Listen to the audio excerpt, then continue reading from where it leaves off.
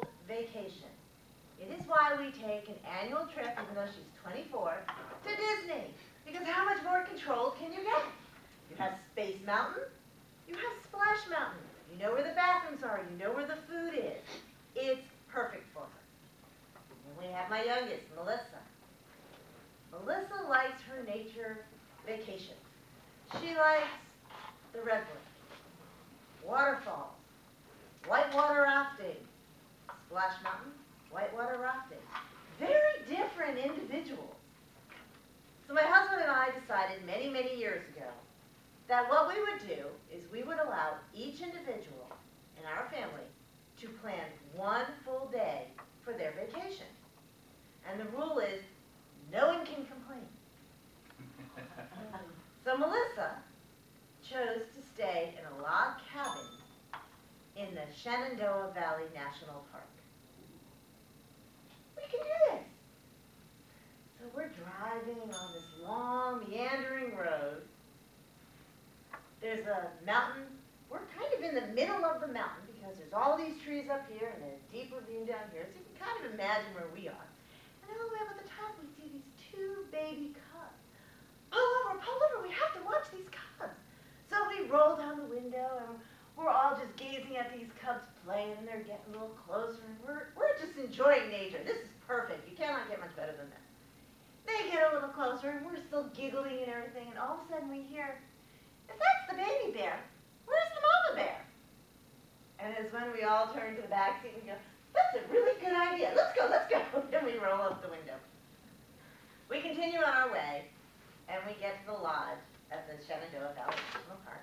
We check in and we find out that our log cabin, you have to go down this road, make a left, go down, you're going to hit dirt, then you're going to hit grass, and there will be your cabin. Okay, we can do this. So we start driving, and almost immediately, as we enter the park, we see a black bear. Now, I thought all bears were like what was in the zoo or Gentle Ben that you see on TV. This bear was scrawny, had missing pieces of fur, and he's on the ground, and he takes this boulder, and of course, we stop again, because that's what the Margolins do. He takes this boulder, and he just throws it like that over his shoulder. And of course, Ronnie's in the back. Go, Dad, go! You don't need to stay, go. This bear was right there. So we listened to Ronnie, because she was kind of freaked out. We said, all right, we'll go. So we drove down this path. We drove and drove and drove. We hit the dirt path. We hit the grass path. And it was like an ah moment. Ah! There was our cabin. It was a log cabin. It was completely surrounded by dense forest. It had a screen door. We walked up, we opened the door, and it was a dark green wooden door. We used our key, we opened it. Everything in, I know you're going to be surprised, was wood. It was wood furniture, wood floors, a wood frame around the mattress. And the first thing Ronnie, of course, said is, where's the TV? Honey, there is no TV. This is a nature event. Well, where's the radio? Honey, there is no radio. This is a nature event. Well, what are we going to do? We're going to communicate. Oh, no. We can do this. It's only one day. You only get to plan your vacation one day. It's 5 o'clock. It was starting to get dark. And in order to have dinner, you had to go up to the lodge, which is about a 3/4 of a mile walk. So we leave, and Ronnie's walking as fast can be, because she just wants to get to the lodge. She does not want to be outside. This is definitely not Disney. We get on the road, and we see hoof prints.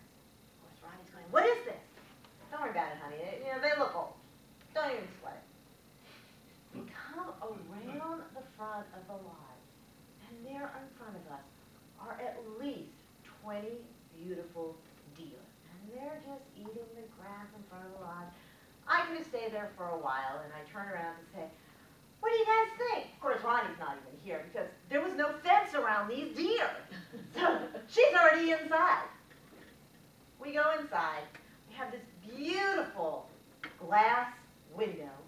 You can see the mountains, you can see the purples, the blues, the twilight. It was gorgeous. The sun was starting to set. We saw the yellows and the oranges. We turned to Ronnie and we said, "Did you like it?" And she's eating as fast can be. We go, "What are you doing?" "It's going to be dark soon. I don't want to be on that road. Hurry up, eat." We go, "Okay, we'll do this." My family is definitely a group of practical jokers, and as you can see, Ronnie is the butt of most of these practical jokes. So as we're walking back to the cabin, Ronnie's going as fast as she can down the path.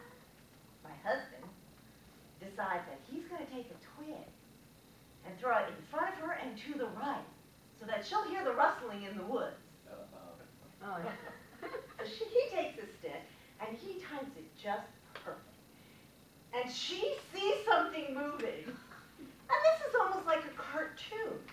She falls down, jumps up, starts running in place, and can't go anywhere.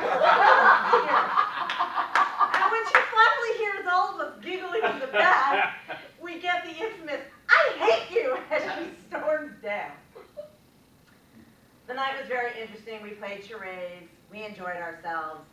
We went to bed at 10 o'clock, and when the lights were out, you could barely see in front of your hand in front of your face. You could hear the crickets. You could hear the frogs. You could hear the trees rubbing against each other.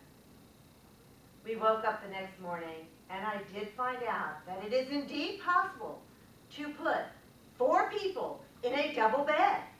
And I also found out that it is indeed possible that when I take a shower, my girls can have my car packed within that short time frame. Because the Margolins met nature.